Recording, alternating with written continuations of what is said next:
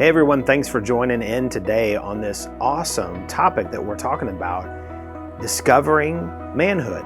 This is something that needs to be reintroduced back into our society. We're living in a day and age when men are really under fire for just being men. And so God made men and we celebrate men. And so this is a really, really important topic. You're going to be blessed as you listen. Make sure to go on to your podcast platform and give us a review. This will really help push this podcast up higher whenever people are looking for anything on marriage and family. This will help bring it about, and they're going to be blessed. But you be blessed today as you listen.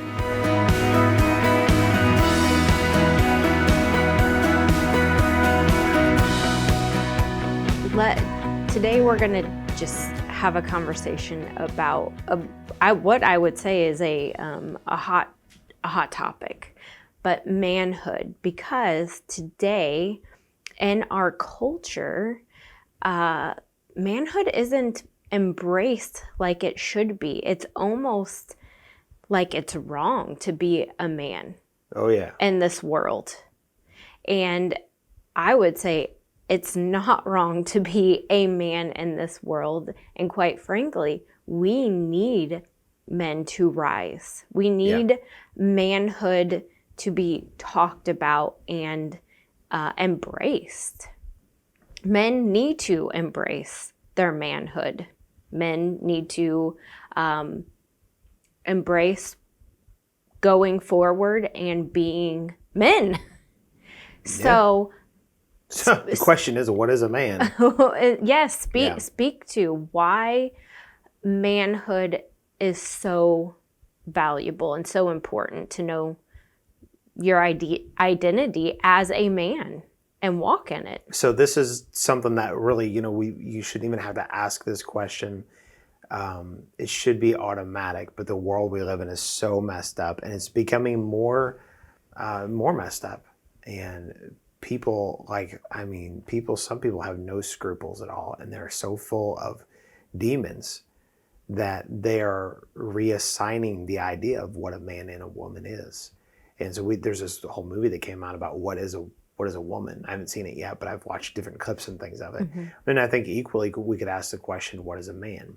And whenever those roles are not defined, whenever those genders are not defined, I'll say it that way, whenever the genders aren't defined, then the roles aren't defined. Right. And when the roles aren't defined, then people they've lost their identity as human beings, and then when that happens, they don't function properly, and everything gets messed up. That's right. So we have people, often some of the same people that are wanting to not bring proper definition behind as to what a man and a woman is, also will scream at the top of their lungs, and you can see these videos degrading men, and you can see this a lot on television, right. Especially sitcoms. Over the last 10, 15 years, they are degrading to men.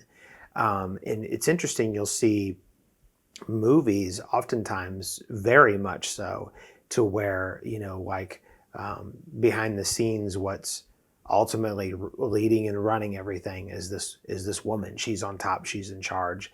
And I'm not afraid for women to be leading or whatever. I know plenty of women who are great leaders. You're a woman who's a leader. I don't have a problem following women in particular circumstances and where it's called and where they're called to do it. But it's really emasculating the idea of what men are supposed to be. And men, let me just say this for starters, and just in a very broad term, let me throw this out. Men are born to lead. They're born to lead. And men have had their manhood stripped from them, and our culture is doing that very thing. But the thing that the culture needs more than anything, it doesn't need guys to get into a cage and wrestle and punch each other in the face. That's not manhood. But what it does need is for men to be secure in who they are. That's right. Secure in who they are in the Lord. And then in doing so, they will become the husbands and the fathers and the patriarchs of the society that God wants. And even that term is a hot button. It's like, well, this is a patriarchal society. Well, every society traditionally has been patriarchal, and the proper ones had an incredible place to empower women to be who God has called them to be. Because even back in the garden, you could, if you want to use the term, it was a patriarchal garden because God created Adam first, and then he placed Eve there as his helper. We'll talk about that another time. And it's not my little helper in the kitchen. It's the same word that God used, that the Bible used to describe who God was in the times that he helped the children of Israel. So basically, a woman is the kind of helper that God is. She's equal to that level. So that's another conversation for another time. But the idea of men leading and being like in charge, it's been so blown out of proportion because we have had times to where men have been in charge and it's been an abuse of power. And that certainly is not God. It's wrong. It's devilish. It's not of God's nature. But then what happens is the pendulum swings all the way the other way, and you have, like I said, you'll have these movies and you'll have, TV shows where men, their masculinity and their leadership that they were born to have is suddenly stripped from them. That's right. In the last 10, 15 years, it's like it's been stripped from men, and now we're bad for standing up and being men. No, men need to stand up and be men. They need to do it with humility, but they need to be bold, they need to be confident, and they need to do what God has called them to do. And in doing this, we will fix all the problems in society. I'm not talking about men rising to this like, oh, men are in charge and we're powerful. That's not it. But when men and women understand who they are, how God made them, they will fix all the problems in society. And what we have right now, the single biggest problem we have in our world, in our nation in particular, in the United States, the single biggest problem we have is fatherlessness. It's fatherlessness. Yeah. And nothing can replace a father. A woman cannot be a father. That's right. Just like a man cannot be a woman. Right. And to confuse those things and say, oh no, you can be whoever you want to be. No, you can't. If your plumbing is one way, you are a man.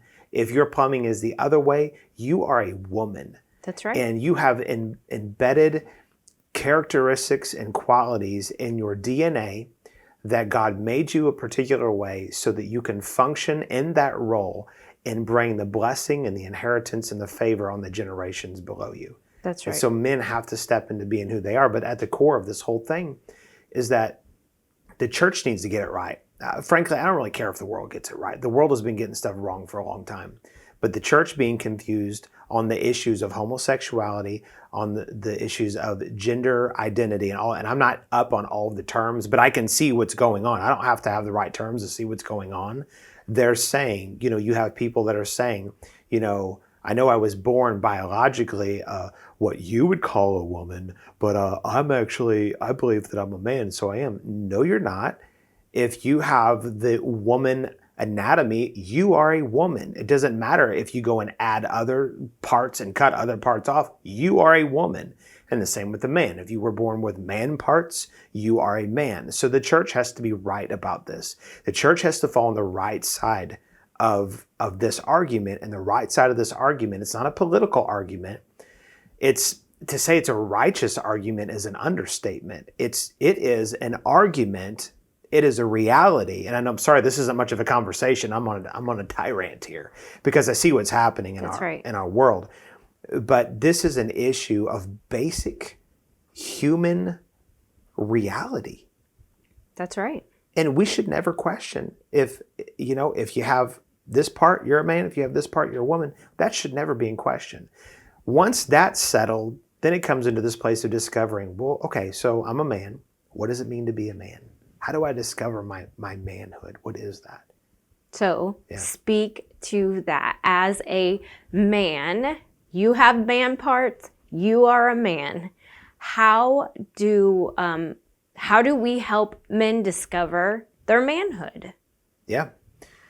Which takes men. It takes men to do that. I think one of the greatest qualities of any human, but I'll say men especially, men tend to carry a lot of pride. And, there's this old adage about, men don't need directions and they won't read the instructions when they're assembling the playground set or whatever it is. And if they're lost, they don't want to ask anybody.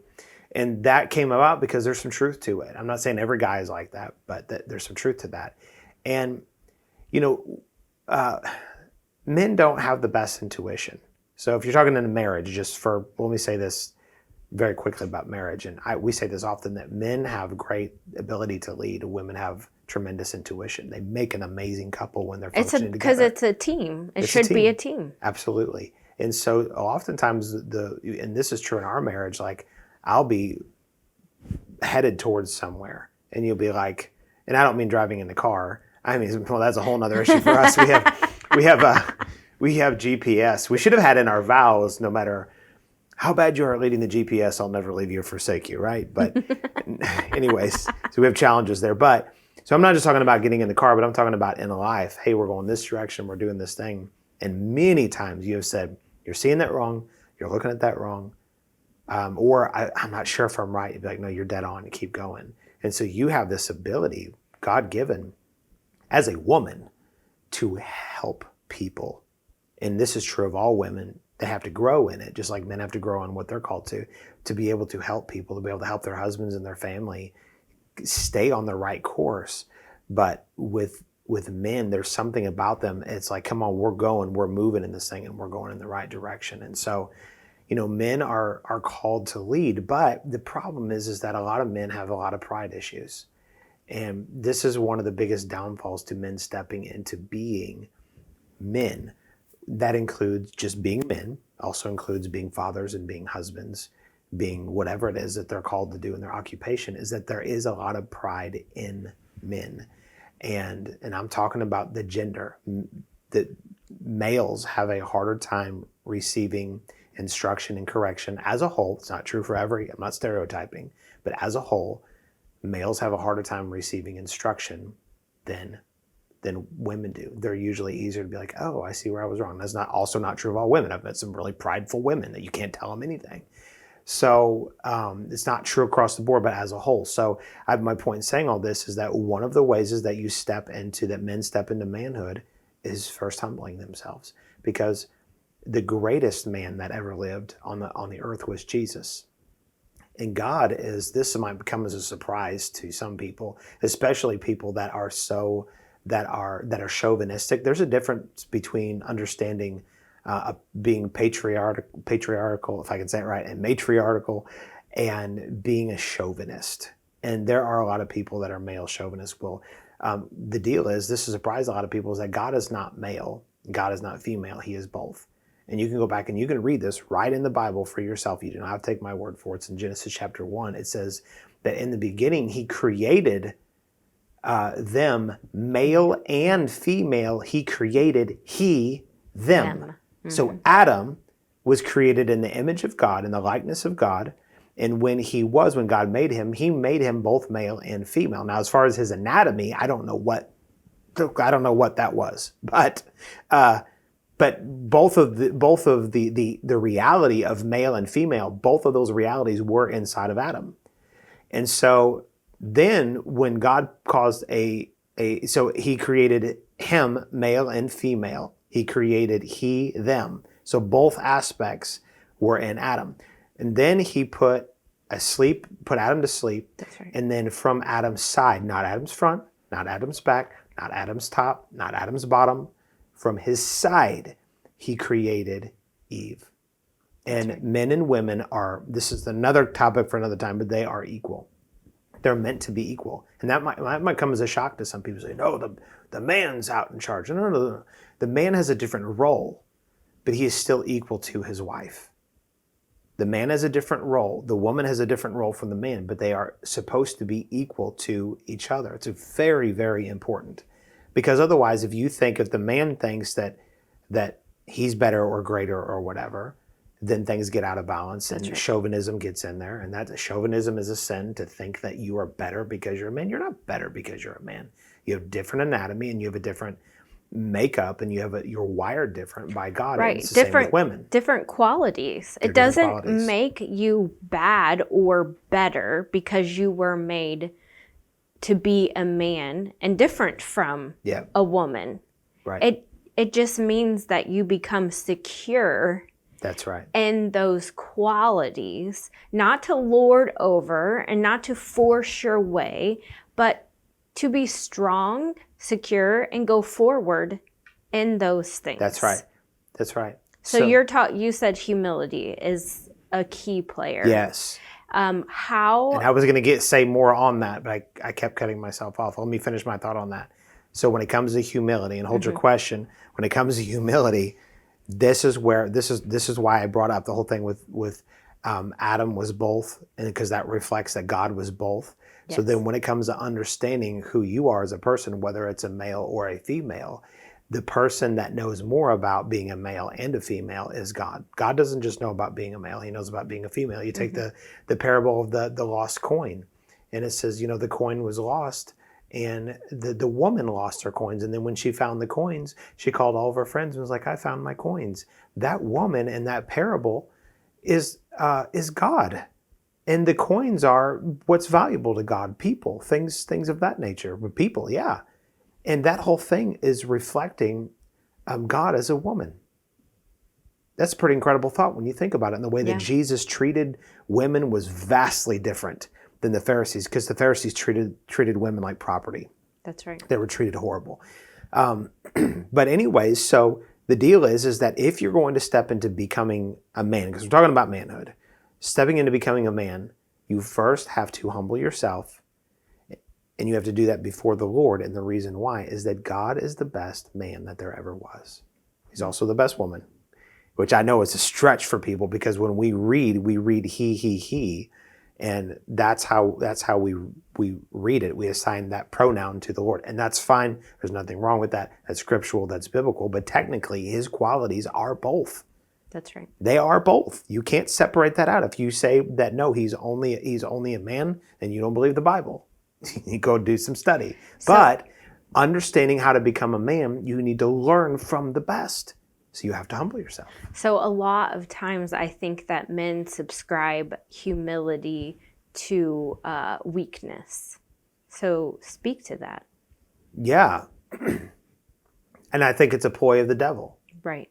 Because, again, there's this pride in man. And whenever you see people operating... what does it look like to operate in pride? Yeah. So whenever you see people operating in a certain way, really strong, hardcore that way, it's usually that they've tapped into the enemy's plan for them, which is in opposition to God's plan for them. I believe that men should be the most humble. I really, really believe that. And if they would be, they would set an incredible example. So the way that it looks to be humble, I know for me, what I've really worked to do, and I don't have any problem saying that I'm humble. I'm not perfect. Do I still deal with pride? Yeah, you betcha. And it's because men are made to be strong. We have a strength to us that's of God. We carry the strength of God in the way that he's intended for us. We don't always carry it right, but we're supposed to. And so we have a strength to us.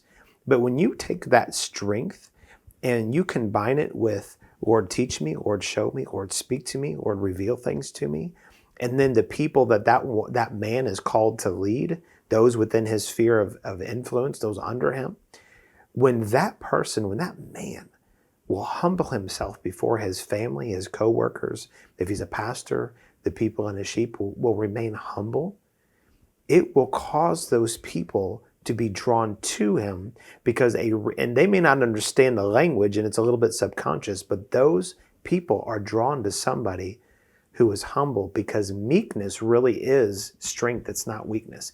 It takes a real man to admit that he was wrong. I mean, any fool can pretend like he wasn't wrong. And it is foolish too, because when you are wrong, especially when you're noticeably wrong, to try to cover that up and be like, oh, well, no, I was wrong. Give a proper apology. Not if I was wrong, but I was wrong. Here where I was wrong. Here is where I missed it. I'm asking for grace from you all. Please forgive me, and stick with me as I move forward to lead you better. People will follow a leader like that all day long. Why do men have so much trouble in the home? I can tell you why. They're not humble. And part of being humble, it's not just asking for forgiveness from when you're wrong, but it's being transparent. So talk about transparency. So transparency is, it correlates with being authentic. And I think you have to be the real you that you are as a person. But being transparent, it's not that you air all of your dirty laundry, but you air enough so that the people below you, if we can say it like that, the people you're leading, they know that you're humble. And so but it's not always just about forgiveness. It's about having good communication with your family, with whoever it is you're leading. It's about communicating things that God is speaking to you, and things that are being revealed to you, and revelations that are coming to you. All of that ties in really strong with humility, but being able to be transparent and open and communicate, that's harder for guys. Guys got like the grunting disease. Me man, you wife, you cook dinner, me eat dinner. Like men think almost in those terms. And that's why you'll have men that, and I understand it. They'll come home from working or whatever, and women are like complete opposite, which is why there's this give and take and a beautiful thing in a relationship, to where when you do that, you create a stronger environment, stronger marriage, because you're being intentional with each other. But, and this is true for me, that I'll come home sometimes and you're like, how was your day? How'd the meeting go? How'd it go with the people? What'd you do here? What'd you do there? What'd you study? What'd you talk about? Da, da, da, da, da.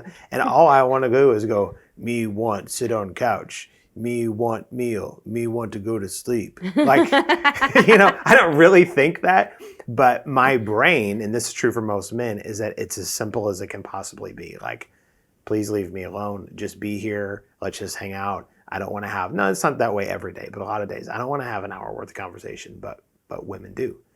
And so we're very, very different in that respect. And so I was answering a question that you asked me. Was that about transparency? Yes. What does it look like to be transparent? Yeah. How does that correlate into humility, into your manhood? And so you have to be secure in who you are. Yeah. When you're secure in who you are, you can walk in humility, which is not weakness, it's meekness. And here's a way to look at this, just another perspective, and we're pretty much out of time, but I think anybody, if they don't agree with this, then they need their head examined. But Jesus was the greatest man ever, and he was the male gender. He was not female. I'm not going to go down that road, because there's a lot of weird stuff going on nowadays. People say weird stuff that are so, even Christians say anti-biblical stuff. But Jesus was the greatest man that ever lived. And let me ask this question. Can you find a more humble man than Jesus? You No. can't. And how was he so humble? Because he gave his life all the way to the point of death. He surrendered his will. He surrendered his life. He humbled himself to the point of humiliation, hanging on the cross with no clothes on, being mocked, this is the King of glory. This is the creator of heaven and earth coming in the form of man, lowered himself for the sake of everybody else. That's what it looks like to be humble. You will lower yourself, and it doesn't mean as human beings that we don't have limitations. But our mantra as men should be that we are servant leaders. So good. We live and we die. We're born and we die. And in between that time, it's all about serving other people. This is why whenever a husband and wife are having trouble, I can, if they will heed my instruction, I'll say 98% of the time I can fix it. Most of the time they don't heed my instruction. It's unfortunately, it just seems to be the case, because we've helped a lot of people or tried to. And the number one issue in the home that it stems from this is that men really don't love their wives, not as Christ loved the church and gave himself for her. Because men are often like, well, she's supposed to submit to me. I'm the man. Well, and sometimes, and it's like, but then I go back and say, okay, that's cool. It says, wives, submit yourself to your husbands. And you're saying she's not submitting. That's right. Let me ask you something. Have you loved your wife to the point of death? Well, and the tone starts to change. I mean, I've been in this conversation a lot with people. And if the men, when men become men, when men get a hold of what it really means to be a man, then they come to this place of getting rid of pride, lowering themselves, and they serve people. And I'm not perfect at it. It's a lifelong process of getting better at it. And I have a long ways to go. I'll be the Well, you'll be the first person to tell me that. I'll be the second person to say it, right? But you have to start that. And when you do that, that's stepping into manhood. That's becoming a real man. And God will show you how to navigate those things. Yeah. Yes, so good. Amen. Thank you for listening in on this conversation. Make sure you subscribe to this podcast, give us a 5-star rating, and write a review. Share it with your friends and on your socials. For more information about Ward Ministries, check out wardmen.org. If this podcast is encouraging you on your marriage and family, we want to hear about it. Email us at info@wardmen.org, and make sure you keep your eye out weekly for the latest podcast on marriage and family.